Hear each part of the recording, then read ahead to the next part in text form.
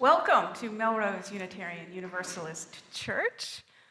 It's good to see you. Our service today is called Cultivating Compassion. Start with your heart. I am the Reverend Dr. I forgot to say good morning, and you guys say it back. Okay, good morning. Oh, good. All right. We've got some energy this morning. Great. Excellent. Good morning. I'm the Reverend Dr. Susanna Trilligator, the minister of this lovely congregation, and I'm glad to see so many folks here this morning on this glorious fall day. It's supposed to get hot today. It was really hot yesterday, too, so it's a good day for being outside, but also being inside and together. We've got a full choir today, and I heard them rehearsing this morning. You're sounding really good. So today's worship is exciting. Joining me to lead worship today are our Director of Lifelong Religious Education, I always stumble on that, Rhea Brown-Bright, and our music director, Tom Hoynatsky. And our worship tech, Bill. Bill's back there. Yeah, he gives you a wave. We are a vibrant, caring community dedicated to love and service. If you're here for the first time, we always have a greeter here to answer any questions, and that person wears a yellow stole. Today it's Mary Beth Griscom. There she is waving at you. If you have any questions, please see Mary Beth. Our usher today is Michelle DeVoe. Thanks, Michelle. And our coffee hour hosts are Jeannie and David. Thanks to all of our helpers. You make the church go round. So much is going on now. The year is really in full swing now. Our teams and committees got plans, and I don't know if you saw the newsletter this week, but it was like as long as my arm. There's so much happening in church. I just want to remind you of a few things. This coming Thursday, we have again our Thoughtful Thursday, which happens every second every second Thursday of the month. And it is a public program, a public free program, where we invite the community for a discussion of topics of local interest. So this Thursday, October 9th at 7 p.m., we're having a community forum about the Melrose Override. We'll be presenting both sides, all sides of the issue, and we'll be having a lovely conversation and Q&A and discussion about it. So I hope you'll come, and I hope you let your friends and neighbors know about it too. I think it's an important community service and an expression of our values to have it. We have a game night coming up next Saturday, October 11th, and also our spiritual parenting group is meeting that night as well. If you are interested in talking to other parents about the spiritual issues involved in parenting, that's a great place to meet people. Game night is also a fun time for meeting other people. We've got circle suppers coming up on November 1st. You can sign up now to be a host or to be a guest at those. The sign up is in your midweek update. Our big harvest fair is coming up on November 8th. There will be a table about that and coffee hour today, so stop there and get more information. Also, our pro-democracy team will have a table and coffee hour today. They have info there about how you can help out a local family who's been impacted by ICE abductions, and how you can stand out every week here in Melrose and also in Stoneham. And they also have postcards that you can write to encourage voters in some important upcoming elections, so I hope you'll stop by. Last announcement, for me at least, is that this week is Banned Book Week, and we're marking it here in worship in 2 weeks when we'll have a multi-gen service about book bans and freedom of speech, and we're actually going to have a book communion that day. So if you could please bring in a book that you would bless and lend on, give forward to someone else in the congregation, that's 2 weeks from today, October 19th. And now we have a special announcement, more exciting news from our board. I'm going to call forward Gretchen Locke, who is our vice president and will be our president next year, to tell us some good news. Good morning. So I'm Gretchen. I'm the vice president of the congregation. As many of you know, Rhea Brown-Bright, our director of Lifespan Religious Education, is on track to become a UU minister. They've completed their graduate studies in theology, and the next step is to do a parish ministry internship. Last spring, Rhea asked the board if they could do their internship here at our church, in addition to their work in religious education. The board voted yes, and last week, the UUA's Ministerial Fellowship Committee validated our proposal, which is very exciting. So what does this mean? In general, it means that MUUC will become a teaching congregation. We'll help Rhea learn to become a minister. In specifics, it means that Rhea will continue to work 32 hours a week, as she has been, as our DLRE. Then, beginning in January of 2026, so this coming January, they'll add on an additional 12 to 15 hours a week as our intern minister, leading worship, attending committee meetings, doing pastoral care, and church administration. They'll be supervised by Reverend Suzanne and a committee of at least 5 church members. The internship will last 2 years, so she'll wrap up at Christmas 2027. So it's very exciting. We get a chance to form a new minister. We get to shape future Unitarian Universalism. Stay tuned for more details on this. If you have any questions, you can see Suzanne or Rhea or any board member. Thank you. Thank you, Gretchen. All right, fantastic. Now, on to today's worship service.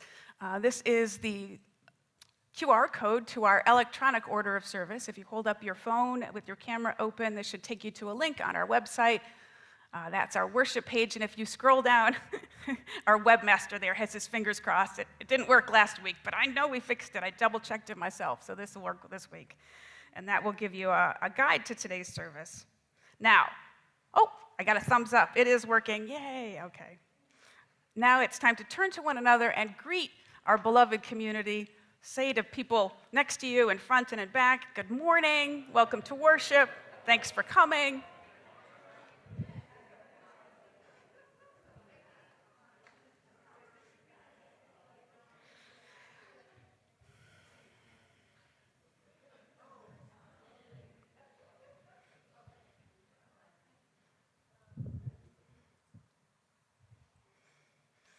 Our worship theme for October is Cultivating Compassion.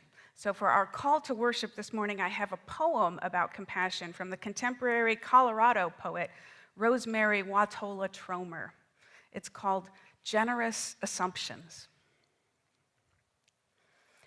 I would like to open my heart to you and keep it open, but the truth is, sometimes all it takes is a glance or the lack of a glance or a certain tone, or a serrated word, and instantly the heart puts on its armor, which is something like a coat of porcupine quills, only the quills go inward too.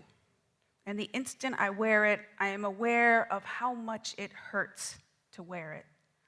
How in that moment when I seek to protect myself, I wound myself. What if I believed you are doing the best you can, considering the forces that have shaped you? What if I listened past your words, looked through your actions to see how you too feel threatened? The Buddha said, we are always moving toward or away from freedom. Could I, in that moment before the prickly coat has started doing its prickly work, could I move toward freedom by refusing to put it on? Could I choose instead the silken robe of generous assumptions, the one that allows for compassion, connection, even kindness toward you, toward myself? Already, just thinking about it being possible, I notice a softening, a curiosity about how I might change, not you, but myself. Already I feel how fluid this robe is, how gently it swirls around me, how strong its fibers are, how freeing it is, cool and breezy, this gift to myself. Let us worship together. We now light the flaming chalice, the symbol of our faith. Here to light it for us this morning is longtime member Mary Beth Griscom. Thank you, Mary Beth.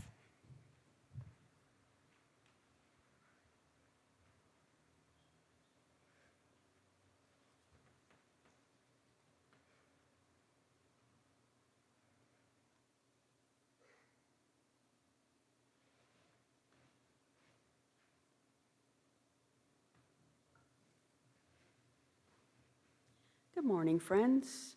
I invite you now to rise in body or spirit and join me in our MUUC vision. The words are up on the screen. We envision a dynamic faith community that nourishes our liberal religious values of love, reason, conscience, and action. We foster lives of integrity, joy, and service to each other, to Melrose and neighboring communities, and to the world. Thanks, Mary Beth. Would you please remain standing and join in our opening hymn, which is number 389 in the gray hymnal, Gathered Here. The words will appear on the screen, so you don't need a hymnal per se, and our choir will lead us. Gathered Here. We'll do it once through, folks, in its entirety, and then sing it as a round. And please sing with the leader nearest you.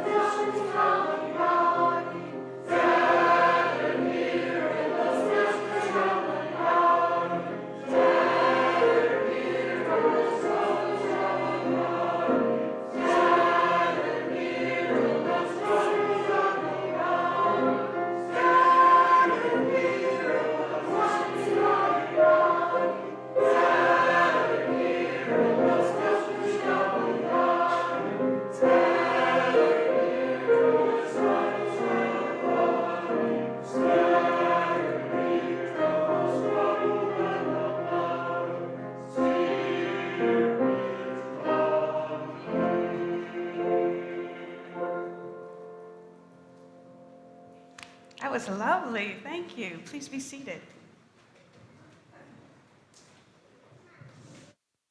Good morning, friends. I'm Rhea Brown-Bright. My pronouns are they, them, theirs, and I am your Director of Lifespan Religious Education. Now, this morning, I'm going to need a little assistance with our Time for All Ages in a second, but you might be wondering why this is in front of the congregation. If you can kind of see, it's taped to the lectern. Now, a few weeks ago, the kids and I downstairs talked a lot about our values. And there is a way of remembering our values called Jiggle Pet. Jiggle Pet stands for justice, interdependence, generosity, love, pluralism, equity, and transformation. Right? So it's a way to keep it in mind. And I asked the kids, because the cool thing about Jiggle Pet is it can be anything you want, what do they think represents our church the best?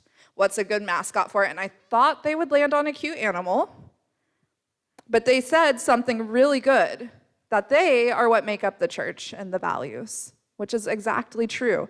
A little bit of a weird mascot, but a really wonderful understanding of our faith. So our friend Jiggle Pet has been having some really mean thoughts about themselves lately. And they're feeling a little bit down and kind of need help reframing. And so what I'm going to invite you to do is you can see there's sticky notes, and we're going to read the really mean thing they're thinking about themselves, right? Like, I'm lazy. That's not a nice thing to say about yourself. And then unfold it, and on the inside, it's a reframing, a different way of thinking. So everyone has their own pace. I deserve to rest. So if y'all would like to come up and help me, I invite you now, kids and adults alike. Okay.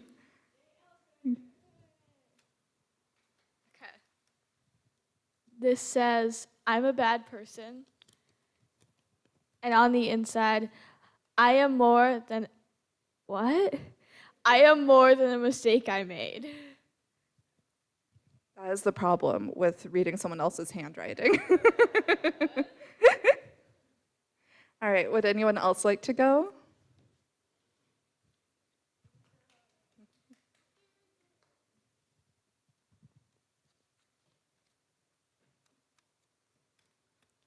On the front it says, "My life should be different," and then on the inside it says, "I am on my own journey." Thank you. All right, Viva. For this one, on the outside it says, "I always mess things up," and on the inside it says, "We all make mistakes. One mistake doesn't make the whole of you." So. Everyone makes mistakes. Dan? I should give up. I'll never be able to do this. But instead, this is really hard, but I'm going to keep trying. Yeah, sometimes things are hard and we can say that, but it's about how we think about it. Would anyone else like to come up, or should I just say the last few? What do we think? Yeah, Scarlett?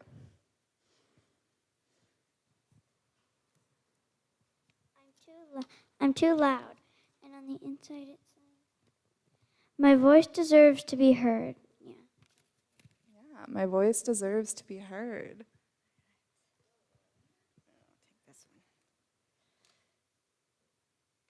I'm not good enough. I am enough and worthy too. All right, we have two more. Anyone else want to come up? That's okay, I won't force you. It says, I never get anything right, but the way we can rethink about that is, I haven't figured it out yet. Or the last one is, everyone hates me. And the way to reframe that is, I don't hate me, and not everyone knows me. Right? So we have these things, we have these negative moments of self-talk. And they're really hard. Our friend Jigglepet shouldn't be talking about themselves that way. Would you talk that way to your friend? Would you say those things to your friend?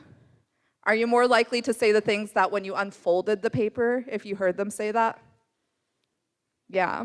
So sometimes what we have to do is talk to ourselves the same way we would talk to a friend, right? Which is a really hard thing to do, but a really good thing to do.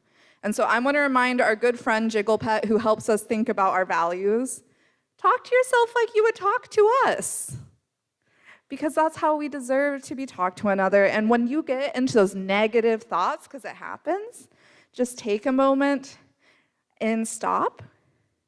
Observe, like notice what you're saying to yourself, like that mean thing that's about to come up, and then shift your thinking to something new.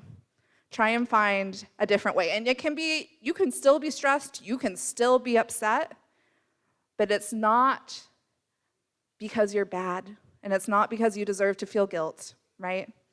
Okay, with that, and our reminder to be kind to ourselves, I am going to take Jigglepet downstairs to join us for RE. And we are going to go down, and I invite you, if it's your first time here, we have a check-in system where I can collect your information and to come down with your. All right, thank y'all.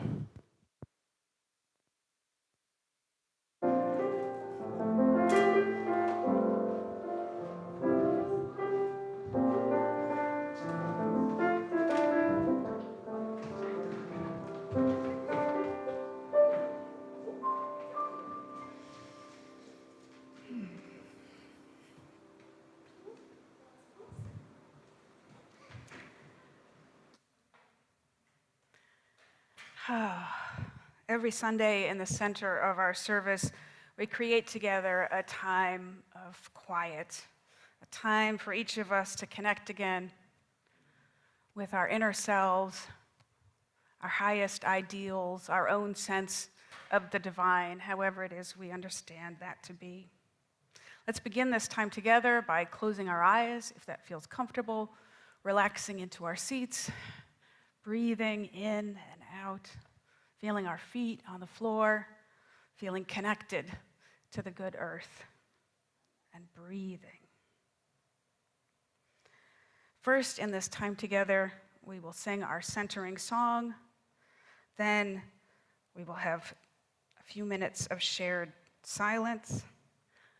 Then we will speak to one another of our joys and sorrows, and I will lead us in a guided meditation. Our worship theme for October is Cultivating Compassion, and so our centering song for the month is number 1031 in the Teal hymnal, May You Be Filled with Loving Kindness. Please remain seated and join in the song as you like. The words will appear here on the screen. Let the song guide you gently into our time of shared quiet.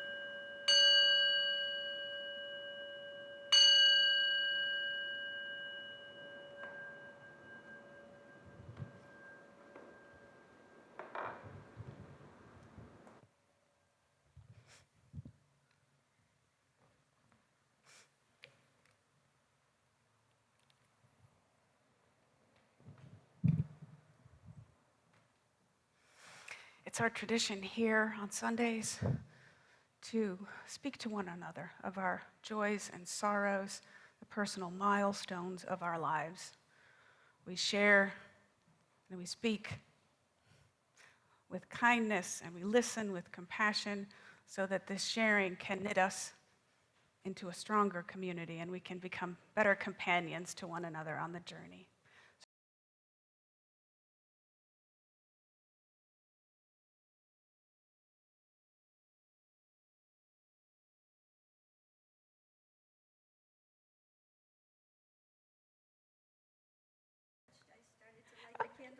It's all good. It's all good. Go ahead and light that candle. Thank you, Michelle. May the candle be a reminder to us to feel and celebrate all the joy in our lives and to express gratitude for the many, many blessings that we enjoy. Amen.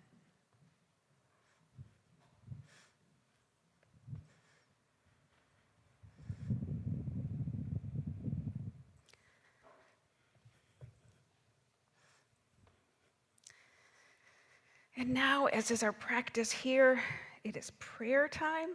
But today I have something different to share with you. And I hope that you'll try it. I'd like to lead us in a guided meditation. It's the metta meditation from Buddhism. It's very similar to our centering song, which also comes for the metta meditation. But this metta has 2 T's in it, not like the Facebook metta. This is an ancient practice. This version was taught to me by the Reverend Arvid Strawby, who is a longtime meditation practitioner and teacher. It will take about 10 minutes, longer than our usual prayer, but I have sliced down the sermon a bit, so the service itself should still be on time. So this will be a little longer. Let yourself sink into your chair and relax. Maybe put your hands in your lap. Feel into your body. Relax any part that feels tense. Maybe loosen soften around your eyes, around your jaw. Let your shoulders drop. Maybe let a little smile come to the corner of your lips. Let your awareness go to your breath, especially the breath at your sternum, your heart center. Bring up feelings, if you can, of kindness or friendliness. Let a feeling of warmth rise to your chest. And focus that kindness on yourself first. Without kindness for yourself, it is almost impossible to feel kindness for other people. If you would, repeat these phrases quietly to yourself. May I be safe from inner or outer harm. May I be happy. May I be healed and healthy. May I be free of fear. May I be safe. May I be happy. May I be healthy. May I be free of fear. Repeat this to yourself like a little song you sing to yourself. You can adjust the words or phrases until they nourish your own heart. Let the phrases penetrate your body and your mind. May I be safe. May I be happy. May I be healthy. May I be free of fear.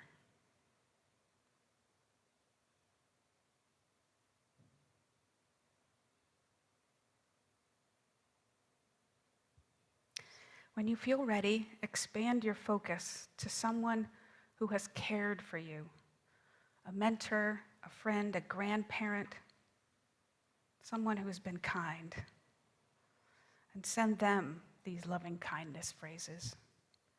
May you be safe. May you be happy. May you be well. May you live without fear. As you picture that person in your mind and send them those phrases, pay attention to any sensation in the center of your chest, any softening, any warmth. Just as I wish to be safe, so may you be safe. Just as I wish to be happy, so may you be happy. Just as I wish to be well, so may you be well. Just as I wish to be free of fear, so may you be free of fear.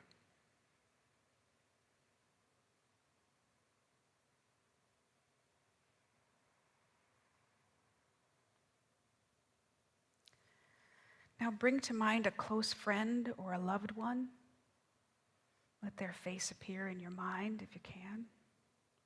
And continuing to pay attention to your heart center and the sensations there, send this loved one your loving thoughts. May you be safe. May you be happy. May you be well. May you be free of fear.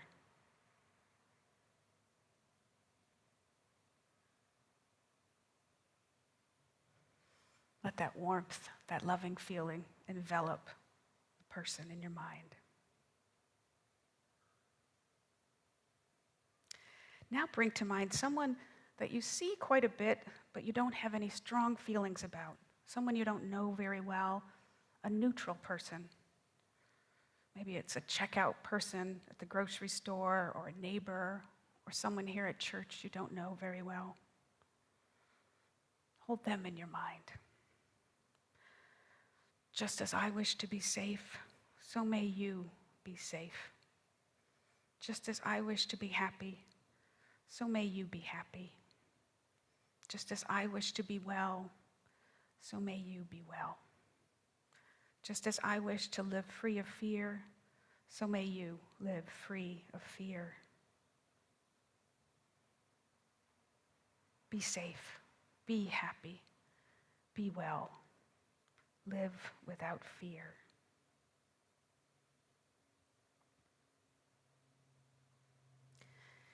Keep sending these thoughts, letting any warm sensations in your heart envelop this person.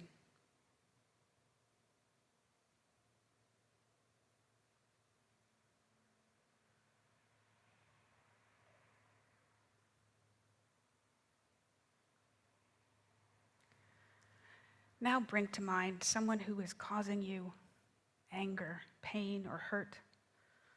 Since you may be a beginner at this, don't choose someone who's caused you intense hurt, but maybe just someone who's annoying you today. See if you can send them those thoughts. May you be safe. May you be happy. May you be well. May you live free of fear.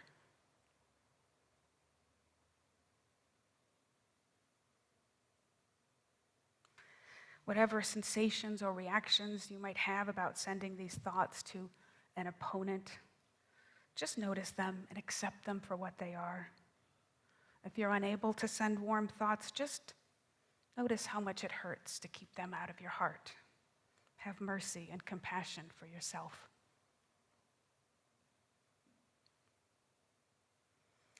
And now let that warm feeling in your heart include everyone in your house, everyone in this room, everyone in the city of Melrose, everyone in the whole nation. Let it include all beings everywhere, animals too, to the east and west, in the skies, in the oceans, all over the surface of the earth, every being that lives. May all beings be safe. May all beings be happy. May all beings be well. May all beings live free of fear. May all beings be safe. May all beings be happy. May all beings be well. May all beings live free of fear.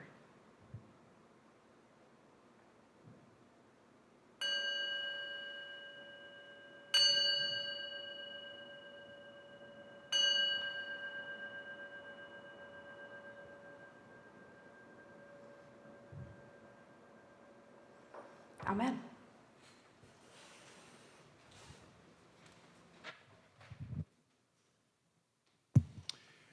Our church is self-funded, supported by your generous annual pledge. You may also give to our weekly collection, which we split every month with a worthy group via our Giving Beyond Our Walls program. Remote folks can donate using the link at the top right corner of our homepage at melroseuu.org. For October, we've chosen the charity Unite Against Book Bans as our giving partner for several reasons. First, October 5th through 11 is Banned Books Week. And second, for our multi-gen worship service on October 19th, we will dive deep into the issue of censorship and the freedom to read. Plus, we'll have a book communion. Bring a book to bless and give. In accordance, this group provides tools and strategies to fight book banning nationwide. And this morning, our anthem, a very timely, what the world needs now is love.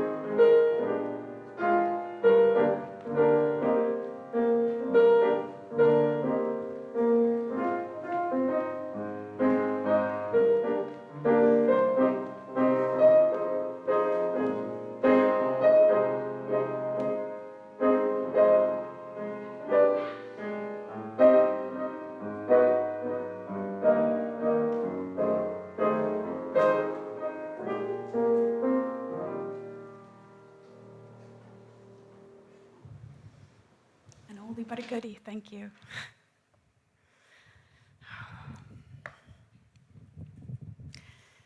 So this past week, it was my son Quinn's birthday. Can you believe he's 20 now? I just don't know where the time has gone. Anyway, he goes to UMass Amherst. He's in his first year, and he came home to celebrate with the family, so that was really nice. On Thursday night, he was at our house with his longtime boyfriend, Spencer. His son is Quinn, his boyfriend is Spencer. And then our daughter Lily came over as well. She's at Tufts, and she came over to help bake the birthday cake. Now, this is a recipe that I have been making for 20 years, but she's 22. She has decided that she makes it better than I do. So she came over to supervise, and I let her do the mixing and the baking, and she's probably right. She probably does make it better than I do. So anyway, we had a birthday celebration. We had a nice meal. We were playing games and having a good time. And it was about 7 o'clock, and I realized that it was time for me to leave to come here for our council meeting, which happens once a month. It was just this past Thursday at 7:30. And I figured, you know, if I left around 7, usually takes about 20 minutes, there'd be no problem getting here. Well, because I was having fun, I probably left 5 or 10 minutes later than I should have. I always take 95 128 from my house all the way to 93 South. It's not a great ride, but it is the fastest way to get here. So I left maybe a couple minutes late, but still I thought it would be fine. I get on 95 128, and I've got my Google Maps already open. It's in my magnetic phone holder right next to my steering wheel. I'm not touching it. And I'm getting on the freeway, and I see, oh no, the terrible red line, the red line of death, you know, which means a shutdown or a slowdown. And it's on 95 128 just as you get to 93, and it's going to make me 10 minutes late to the meeting. And I do not like to be late. So it was making me upset. So I start hitting the button, you know, to give me an alternate route. I figure maybe I can get off at an earlier exit and take surface streets and maybe not be late. So I'm hitting the button for alternate route, but it doesn't change the screen. And I can't get an alternate route, and I'm getting more and more frustrated. And I keep doing that for, you know, a solid 10, 15 minutes. And now I'm at the slowdown part, and it's stop and go. And I'm in the left lane, stop and go. And I look down, still trying to get an alternate route on my phone, and I look up, and oh, too late, and I smash into the car in front of me. But thankfully, it was not a big deal. I was probably going 15 at that time, so, you know, I crumpled my hood, and I dented the back of that woman's car. And, but I know no airbags went off, so my car isn't totaled, which is great, very helpful. So she's in front of me, so she pulls over onto the left shoulder, you know, which is the median. So I pull over behind her on the left shoulder and get out of the car. And I don't know if you've ever stood on the median, but cars are going past very close to you, you know, at 70, 75, and my nerves are already jangled, and I'm getting more nervous. And she says, well, you know, can I see your license? And I can't find my wallet. I'm like rummaging through my briefcase, you know.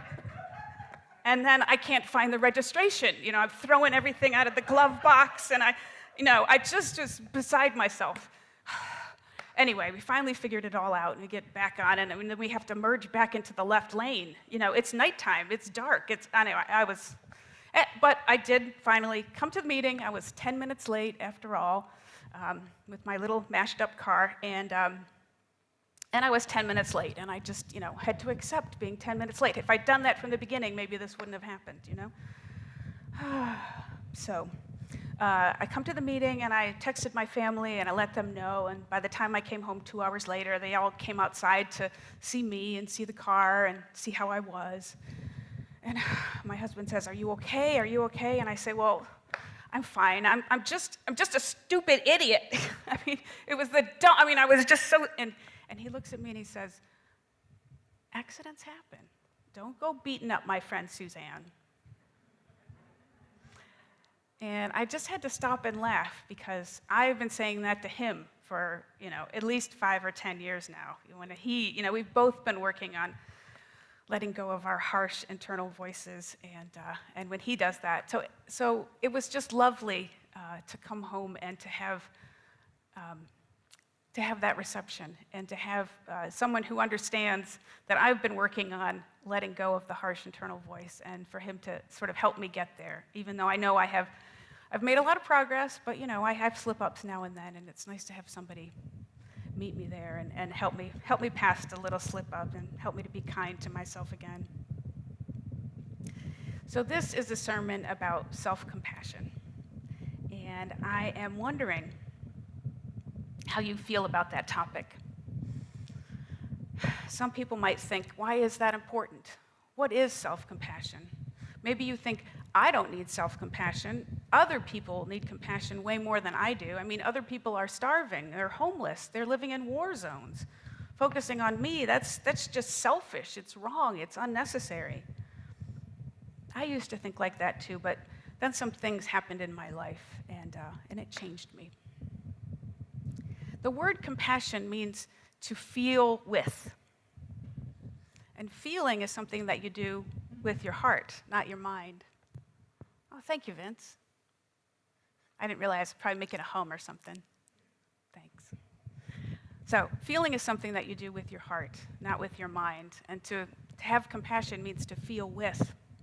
When we're talking about compassion, we're not talking about mental constructs like justice, food, money, education, or fairness.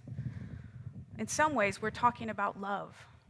Someone who is starving is not more deserving of compassion than you. We are all deserving of compassion. Compassion is about opening your heart and feeling your connection. So it makes sense to start with yourself. Like they say, whenever you get on an airplane, put your own mask on first before you help others. I didn't quite get that, especially when I was a mother of young children, but I'm getting it now. Both the Dalai Lama and Mother Teresa have likened compassion and the spread of compassion to being like a pebble dropped in the water. The impact causes ripples that spread out far beyond the initial splash. But when you think about it, you're the center of all the ripples in your life. How you treat yourself ripples out to everyone else in your life. The way you treat yourself spills out on the people around you, mostly on the people closest to you. Whether you know it or not, they hear how you speak to yourself. Your children pick it up, whether you want them to or not. If you're harsh with yourself, your children may, and I'm going to go out on a limb here, I think they will also internalize your standards and treat themselves harshly. Even if you tell them over and over, I'm proud of you, your kids may still feel that deep down they never met your real expectations. So letting go of perfectionism, learning to treat yourself with kindness and love, lets all the people around you off the hook too. If you act like you actually love and accept yourself as you are, your loved ones start to believe that you might actually love them just the way that they are. And it makes a huge difference in your relationships. It's really that important. Self-compassion is a relatively new field in psychological research. One of its pioneers is a professor named Kristin Neff. According to her, she's been studying self-compassion for about 20 years now. Compassion of all kinds has 3 components. One is kindness, which is an active stance to comfort. The second is common humanity. So when you have compassion, you actually feel your humanity. You feel that in common with other people. Life goes wrong. Accidents happen. And the third component is mindfulness. And it's a bit of a misnomer, but it means to just be with the suffering. Not to try to fix it, not to jump over it, but to be with it so that you can give yourself and others the care that they need. Self-compassion is not self-pity. It's not self-indulgent. It's what a good parent would do. And I think we all know what that is. Neff gives this example. Say a kid comes home with bad grades. The parent doesn't say, "You loser!" Or should they? Should they say that? Do you think that's going to motivate the kid? No, we know that it doesn't. Sometimes someone who receives that kind of feedback might get depressed, might end up losing faith in themselves. It doesn't turn out to be a good motivator, it's a demotivator. Instead, of course, we know that a good parent would say, "It's okay, it happens to everyone. I still love you. It is a problem, but what can I do to help? I believe in you. I'm here to support you." That's much more effective, both in avoiding negative circumstances like depression, but also in motivating positive change. Research shows that with self-compassion, we're more likely to take responsibility for our mistakes because it's not so damaging and painful to do so. Why is it that we know what we should be saying to our kids, but we can't speak that way to ourselves? Why do we think that we need to speak with ourselves harshly, that we need self-criticism and being hard on ourselves? I mean, if you have that harsh voice in yourself, I just want to ask you, how is that working for you? Is it motivating you? Researchers say that it's not a good motivator. Self-criticism is fear-based motivation. It's like the carrot and the stick. It tells you, if I fail, I'm not okay. I've never been okay. I'm a bad person. Again, the research shows that treating yourself compassionately is much more effective. When you actually genuinely care for yourself, you naturally choose health and well-being for yourself. You stop struggling with yourself and just choose well-being. The eminent pioneering psychologist Carl Rogers put it this way. He said, "Here is the great paradox. When I accept myself as I am, that's when I can change." A practice of self-compassion gives us the ability to see ourselves clearly and to do it safely and to choose health for ourselves. Self-compassion not only fights depression, it also dissolves shame and helps to cure burnout. As the poet said in our call to worship this morning, I would like to open my heart to you and keep it open. But the truth is, it's just so hard. Just a glance or a tone, and the heart puts on its armor, which is something like a coat of porcupine quills, only the quills go inward too. In that moment when I seek to protect myself, I also wound myself. How do we stop doing that? The Buddha said we are always moving toward or away from freedom. Today, how will you move toward freedom?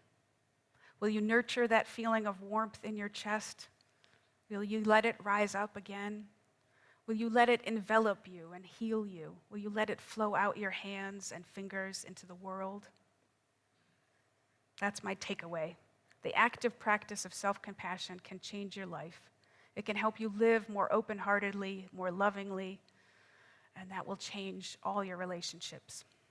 Try it for a few days. The next time you make a mistake, talk to yourself as you would talk to a friend or a kid and see how that feels.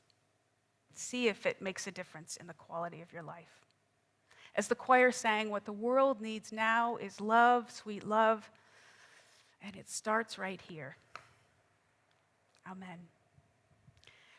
Please, if you would, rise in body or in spirit and join in our closing hymn, which is number 34 in the gray hymnal, Though I May Speak with Bravest Fire. The words will be here on the screen.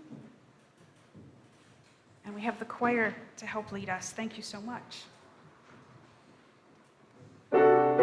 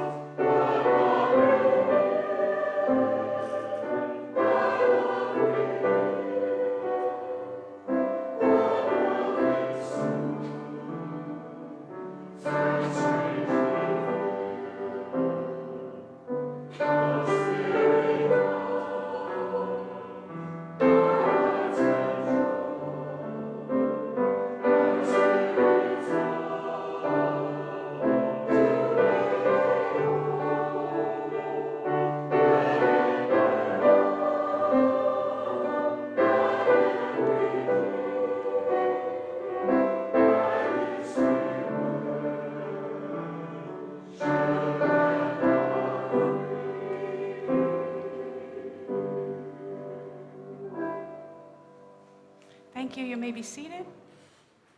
Oh, no, you're not supposed to be seated. Thank you. Would you please remain standing and join me in the chalice extinguishing words? We extinguish the flame, but not the light of truth, the warmth of community, or the fire of commitment. These we carry in our hearts until we are together again. Thank you. Now you can be seated. Our worship has ended. Thank you so much for being here today and joining in worship together. Thanks for your singing and all of your thoughts and meditation and good energy. And I hope you have a great Sunday. After a brief postlude from town, we will gather in Parish Hall for refreshments. Everyone is welcome to join us. Thank you and happy Sunday.